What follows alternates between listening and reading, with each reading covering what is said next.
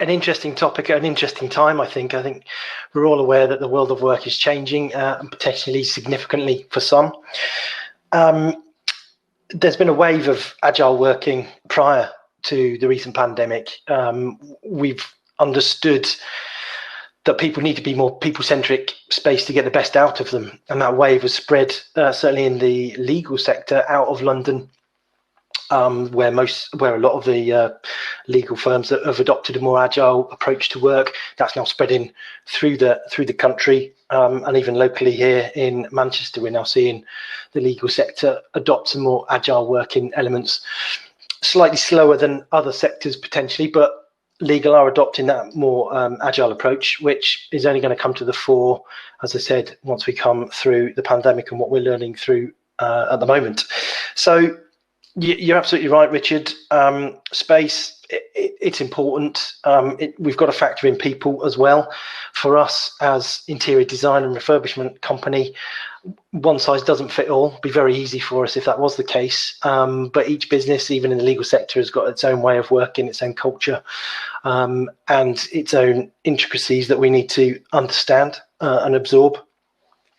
And I think just going back a couple of sessions there, Graham and James were talking about really doing some homework and understanding what you've got, and doing your research prior is really what we're all about. Before we design any space, anyone, we really need to understand the key building blocks to put together before we put pen to paper. So understanding your space, your people, your culture, and your technology, which is equally important these days.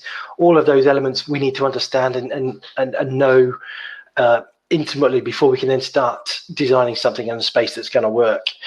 We have many a toolkit to really understand. Particularly, we've developed that a lot more in the last 12 months, essentially, to really focus on people and start looking at personality traits. And I've done some work in that area to really understand the impact of personality traits in a business and the impact that has on the workplace. What does that mean for individual work settings? What works best for some personalities compared to others? So we really want to build up a real catalogue of knowledge, a real data bank of knowledge that can help us create the right design, and also help you as clients understand and make the right decisions based on that knowledge. That knowledge will help you make better decisions going forward for your space and your people.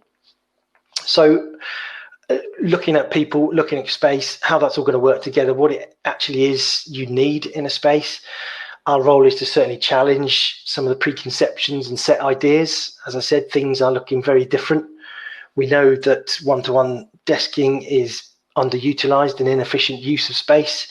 We've also now got the factor of people have understood the benefits, or the majority of people have understood the benefits of working from home potentially, and what that can give, and the impact that that's going to have on people in the office as we switch from a model of going to the office because we want to or we need to, rather than because we have to.